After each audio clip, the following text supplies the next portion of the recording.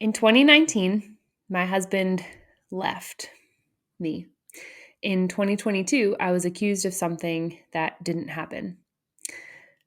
Today, I'm here to talk about my story of forgiveness and encourage you through the trials and really, really tough parts of life. Welcome back, Rocky Roadsters. This is Mandy coming at you today with just a solo episode. So we get to sit and just talk today. I get to talk to you. Unfortunately, podcasting world, you can't talk back to me. However, we would love to hear your reactions and to hear what you have to say regarding this conversation. So you can always email us at therockyroadpod@gmail.com. And you can find us on Instagram at The Rocky Road Pod. Please follow us. We would love to chat with you and we would love to hear your story. Today, I just wanted to talk through a couple different things, honestly, and just share with you some things that are on my heart and some things that I've had to work through in my life and learn from. And hopefully you can take some kind of nugget with you.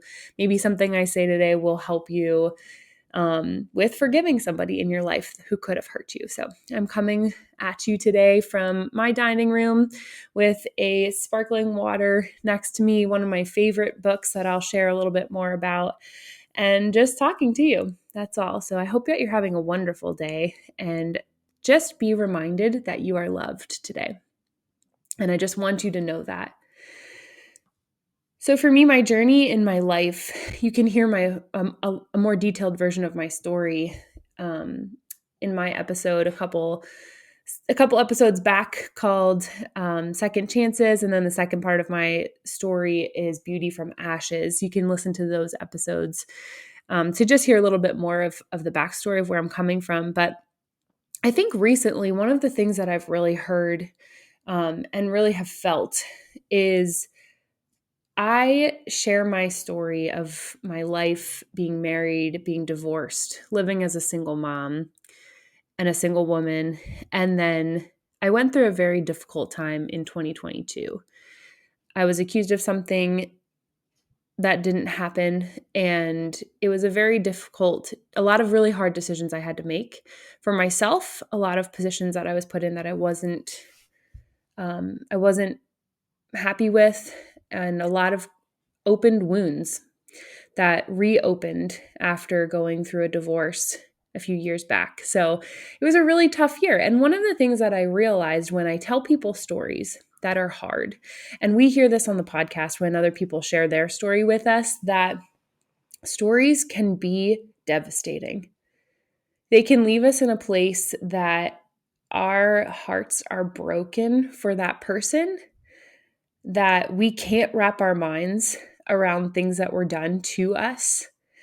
And a lot of people really don't know how to react in these situations when you're telling them painful things, but you're telling it to them with a smile on your face, or you're not crying. When you've pulled yourself out from underneath the rubble of an explosion that might have happened in your life, and you're okay, but that person is experiencing some form of that initial shock for them that they weren't expecting. And that maybe they had no idea. Maybe they had some idea. Maybe you've been through something that is very hurtful. Maybe you've had an immense amount of grief, whether that's a loss of a relationship, the loss of a child, the loss of a parent, the loss of a spouse, a divorce. I mean, you name it. It's hard.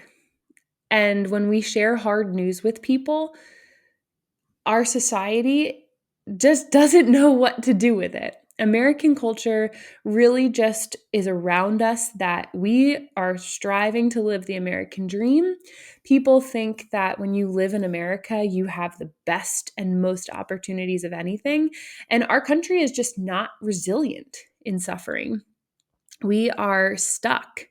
When bad things happen to us, a lot of people get stuck in depression, in anxiety, in darkness, in a lot of self-deprecation.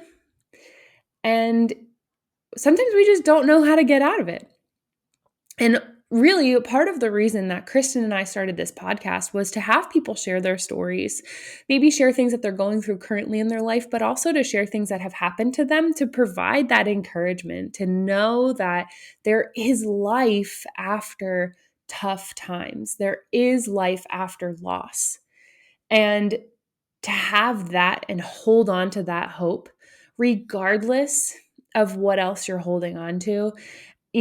As a Christian, I hold on to Jesus and just cling to him through very difficult times. But other people may not have that. And while I'm here to share that that is an open invitation for anybody, it's also just something that people can also try to hold on to other things as well. And certain things are very understandable. If you can live in a home that is paid for with bills, your bills are paid for, and you are, you have food on your table, you are blessed and you are lucky to have that.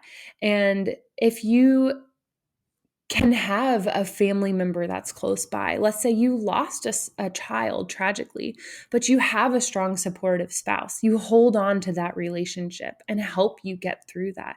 We hold on to each other as we're wired to hold on to community. So my encouragement for you today is to hold on to Jesus.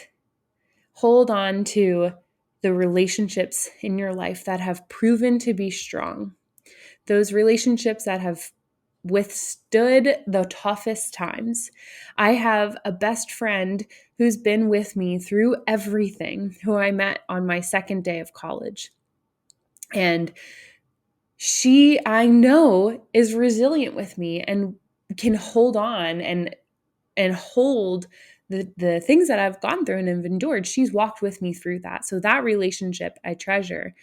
And I hold on to close friends. I hold on to the fact that I am blessed to be able to be a mother to my daughter, regardless of all the other situations that have happened and occurred in my life that have led me to the position that I'm in today. So just hold on and sit with me and let's just talk. I really want to share with you my journey of forgiveness and what a difficult topic to talk about. I could talk for a long time on this, honestly, and there's so many details involved in this kind of journey that we take when something happens to us. So first, before I get into it, my favorite book, I would say I have top 5 books that I've ever read. This book is probably in the top 3. And if you're watching on YouTube or you're watching with us on any other platform, I have the book in my hands. And this book is called Forgiving What You Can't Forget. The subtitle to this book is Discover How to Move On, Make Peace with Painful Memories, and Create a Life That's Beautiful Again.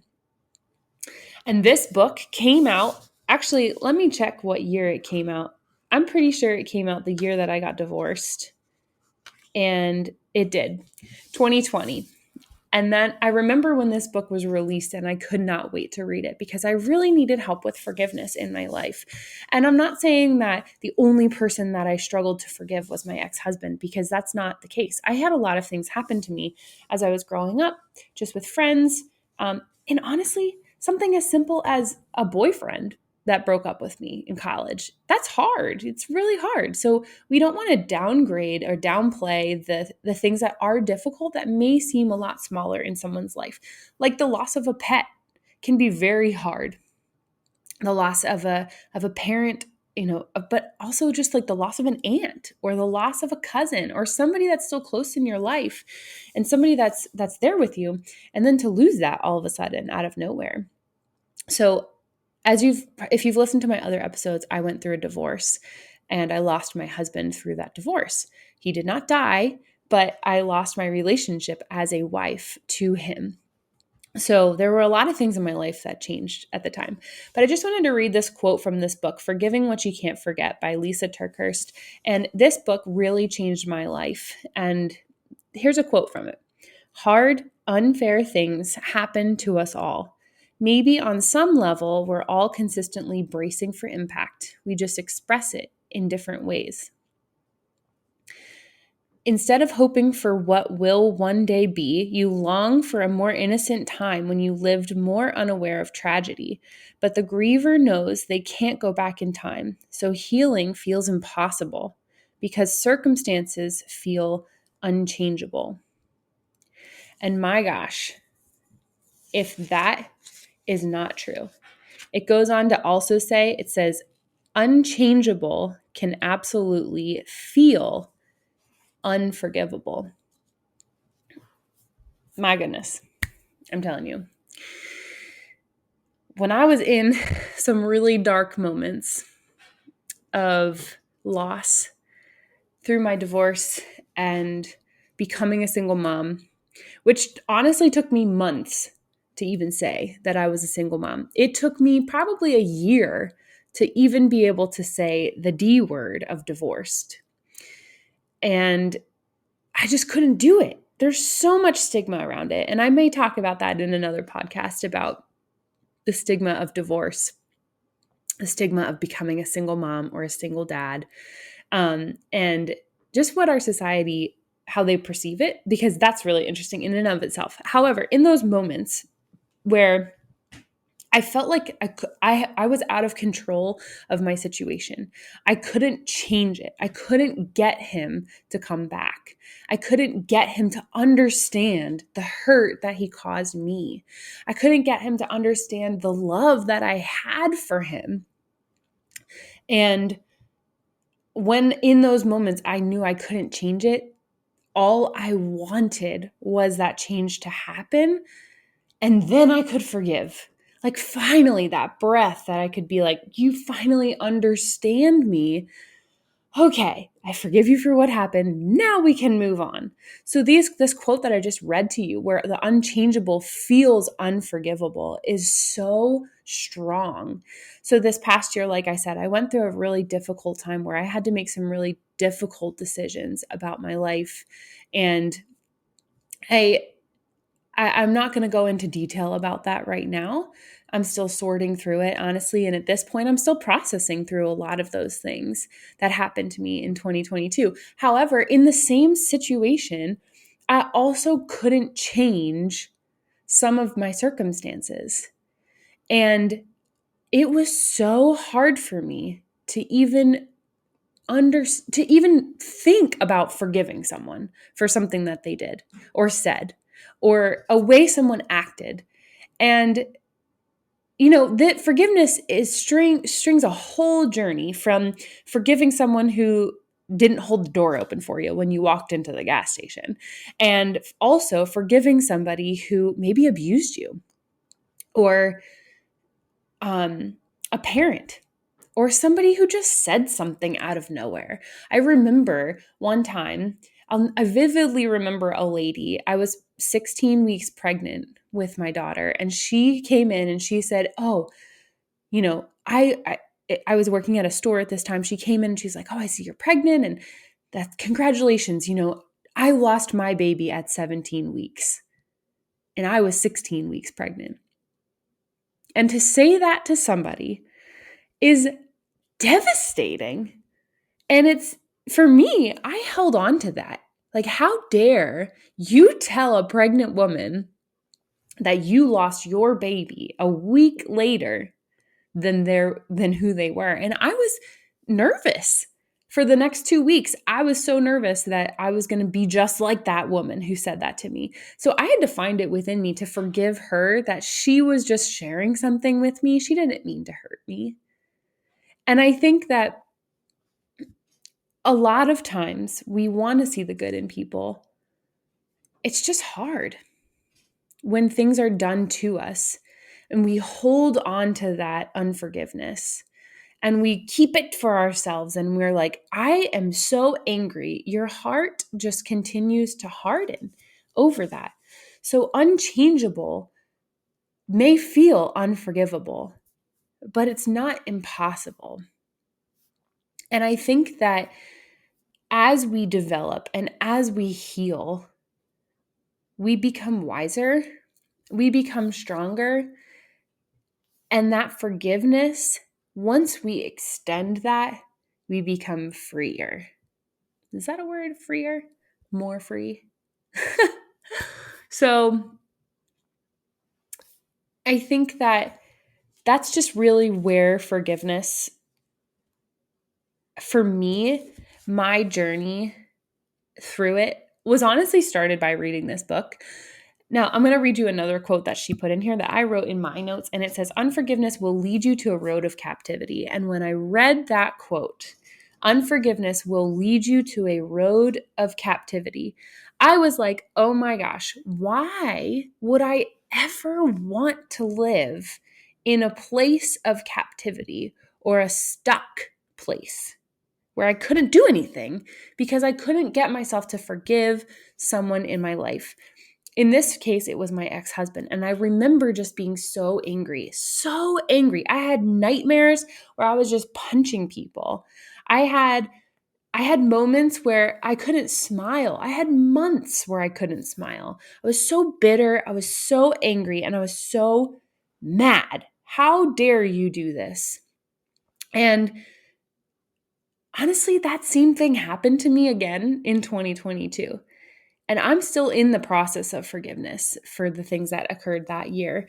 And I know I'm going to get there. So I'm going to share this part of my story when I was forgiving my ex-husband, as I was coming to accept the fact that I was no longer going to be married to him. And I needed to find it within me to give forgiveness. So this quote here, "Unforgiveness will lead you to a road of captivity." And I thought about like animals behind bars in a zoo, and that they were stuck there. They had nowhere to go and can't get out.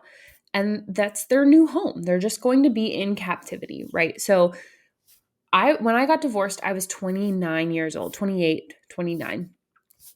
I looked at myself in the mirror and I said, "Mandy, do you want to live this way for the rest of your life? Or will you just forgive someone who hurt you, so deeply hurt you, and so deeply wounded you?" Honestly, like bullet holes, really. And I remember thinking and praying and just asking God, like, please help me forgive. And then I would forgive. And the next day I would wake up and I would be right back where I started. I am so angry. I can't believe this happened. This isn't reality. This has to change. God, you have to change this. And I would have to forgive again the next day. And the next day I would wake up and I would be right back where I started of, I'm so angry. Please help me forgive.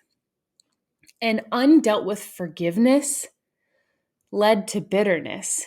So there were some areas in my life that were a lot easier to forgive somebody.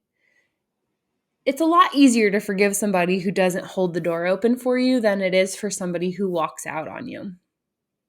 It's a lot easier to forgive somebody who may leave than forgiving and understanding why a child had to die.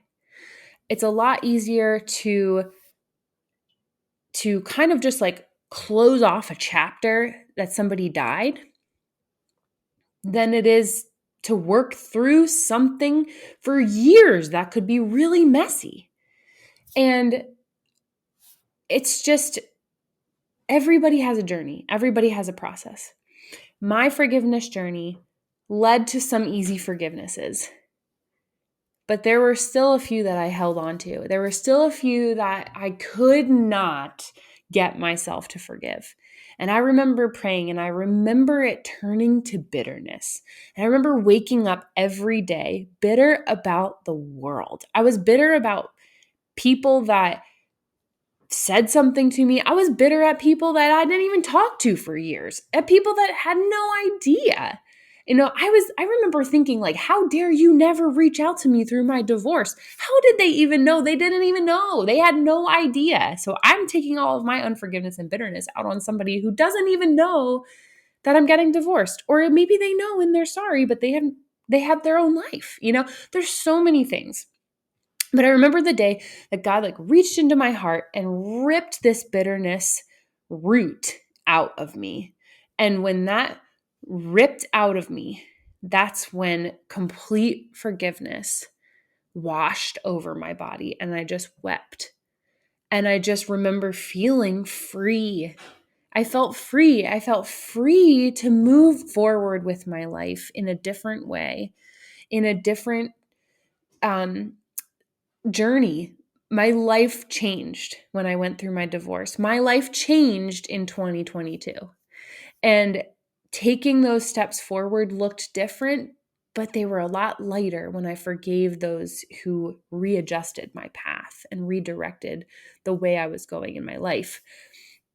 And that forgiveness for me, that forgiveness journey, specifically through my divorce, led to reconciliation that was beautiful, that is not preferred, but works. And now my daughter's dad and myself have an amicable friendship that's not perfect, that won't result in us ever, not fighting. It's not fight proof. It's not disagreement proof. Forgiveness doesn't mean that you just let all these boundaries open. No, forgiveness means that you can move forward. You can work with somebody. You can look somebody in the face. You can even be happy for that person because we're all just trying to get through it, right? Like we're all trying to get through life. And I remember not even being able to think about my ex-husband being with someone else. And now he is. And I can genuinely say that I am genuinely so happy for him that he was able to pick himself up and work on himself to get to a place where he can hold a relationship with someone else. It just may not be me. And that's okay, because I've picked myself up and moved forward and I'm in a different direction than where I was intended to be had I stayed married to him. And forgiveness is a long process. I'm not saying it's easy. I'm not saying that you do have to choose to forgive every day. You can't just one day forgive and then everything's forgiven from there on. Everything's easy, butterflies and rainbows, unicorns and ponies. Like, that's not how it works. This is a daily choice. I am choosing to forgive you. It will get easier over time. And it will be something that we can share our story of forgiveness. And forgiveness doesn't undo the damage. Forgiveness doesn't mean that what was done was okay. Forgiveness frees you. It freed me. And that freedom that I felt, I was able to live outside of captivity. I was able to feel joy. I was able to feel just happiness and fulfillment. Acceptance was huge. So if there's someone in your life that you're holding on unforgiveness in any way, you're holding that tragedy, you're holding those words, you're holding that mindset about yourself, you're holding that feeling that someone made you feel, and you're not forgiving that person, I encourage you today to work and take a step forward to forgiving, because forgiveness doesn't free that other person. It doesn't make that other person's life better when you forgive them. It makes your life better. It makes your heart better. It makes your mind be more at peace. And it's a beautiful thing. And it's such a backwards thing that our American world teaches us. If you forgive someone, that means it's okay. No, that's not true at all. If you forgive someone, it means that what was done to you can be freed to be healed, and you can become whole again. So I encourage you to do that. I encourage you to know that my forgiveness journey wasn't easy and continues to not be easy. But it's something that I am committed to doing because I don't want to live in bitterness and anger and hurt and resentment for the rest of my life. I get one life. You get one life. Don't let someone else's actions, someone else's words, and someone else's issues change your life and make it harder for you. Somebody else's actions and words may lead you to a place where it feels unchangeable, but it's not unforgivable. Last thing I would say is I want people to know that you are so deeply wanted on this earth. You are loved. You are unique. You are so special. And I say this from a place in my heart that I have had to and continue to have to believe this in myself, that I am unique.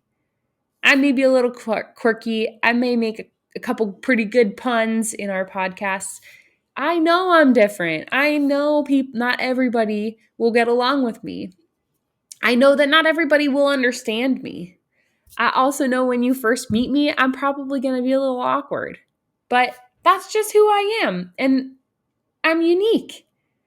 But that doesn't mean I'm less loved. And it doesn't mean that I'm not cared for. And it doesn't mean that I'm trash.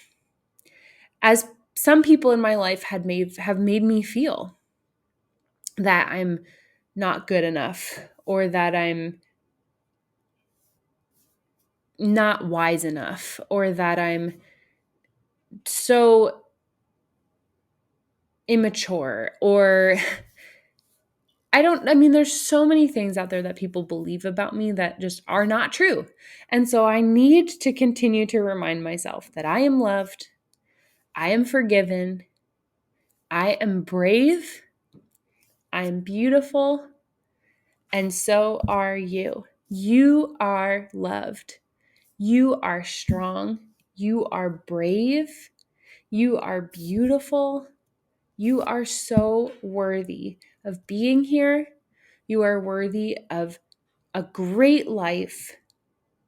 You are worthy of having and not having it, but giving forgiveness. You are worthy to give forgiveness, to extend that to somebody who's hurt you, because your life matters.